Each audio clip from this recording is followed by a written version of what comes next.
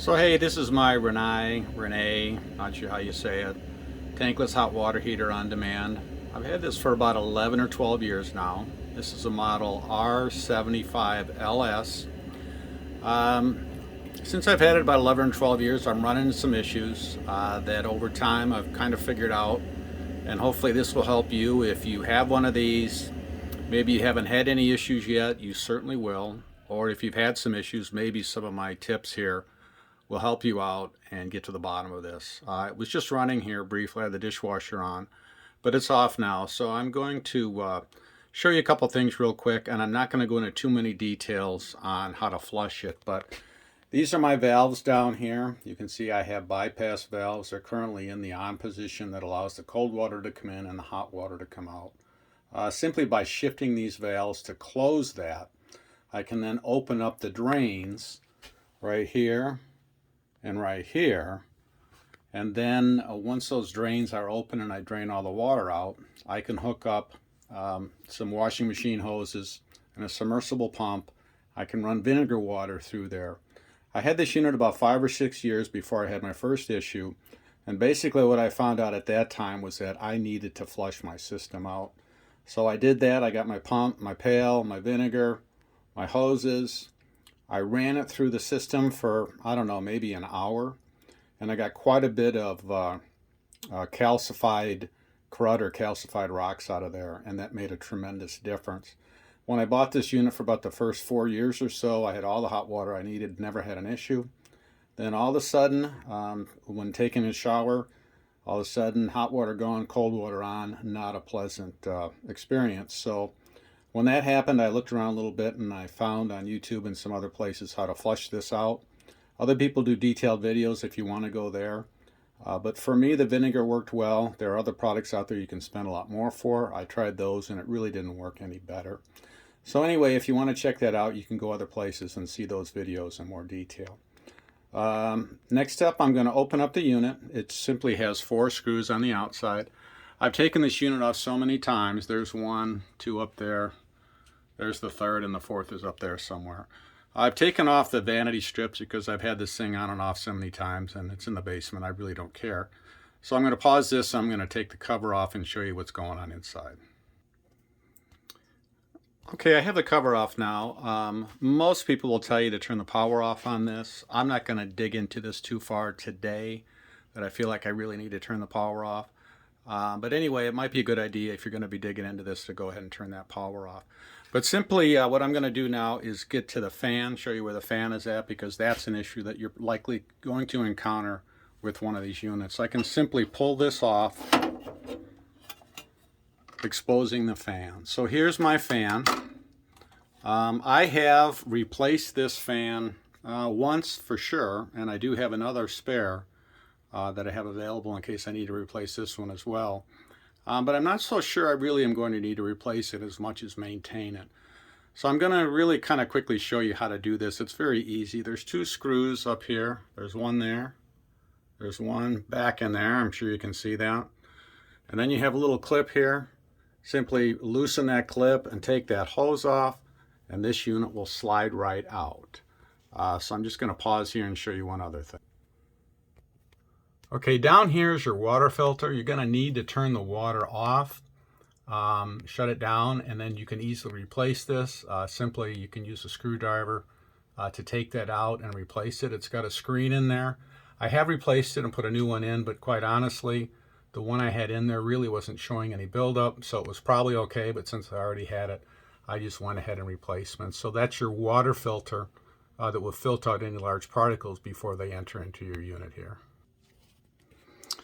Okay, this is the water filter I was talking about. This is the one I actually took out of the machine. You can see there's really nothing wrong with that. I did clean off a little bit of buildup on there, but I could have easily reused this, but I think I paid maybe a $1 or $2 for it online, and so I just went ahead and replaced it. I'm just going to keep this just in case I ever need it.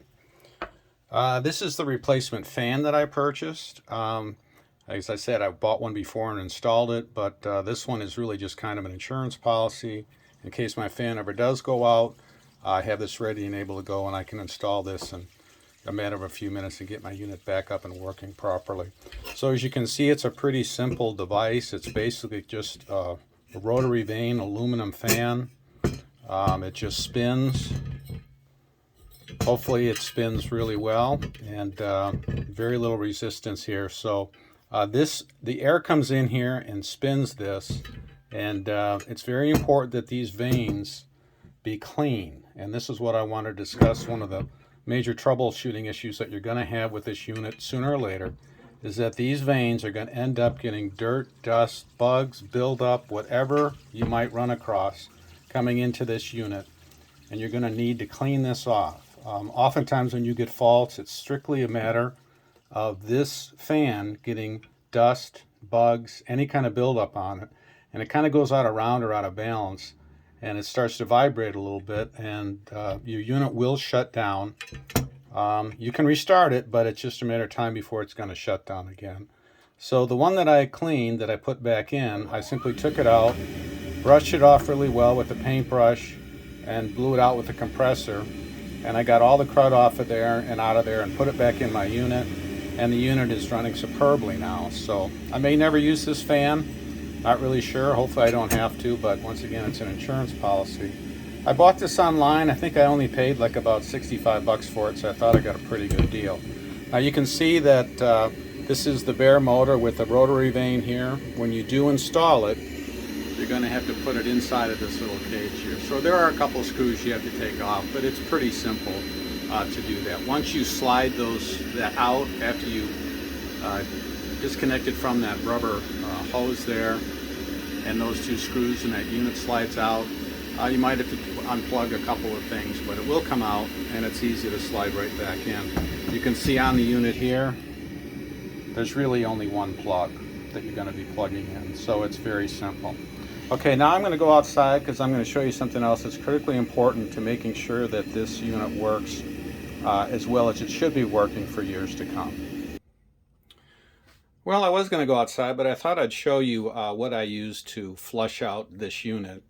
Basically, I got a couple of gallons of vinegar. You can see this is one that is actually tinted kind of a light blue now. So that's some of the corrosion or crud that I got out of the unit when I flushed it. So it will turn the vinegar blue and leave some residue in the bottom. So that's the good thing. You're getting the crud out of there, opening up the pipes, so to speak, so that water will run through there efficiently and you'll get a higher flow rate. This is a submersible pump that I purchased. I got it at one of the big box stores. I think it was in the range of about, I don't know, 50, 60, 70 bucks, something like that. But I've been able to use this for a couple other things other than just flushing. It's great for emptying the hot tub. And getting water out of other areas, so I've used this a few times. And then I just have a little garden hose here, a little piece of garden hose that I cut off. Here's the threaded area on the one end and just the bare area on the other. So I'm just going to hook this up to one of these here, say this one right here, and then put this in the end of my bucket that has about 2 or 3 gallons of vinegar in it. And then I'm going to go steal one of my hoses off of my washing machine.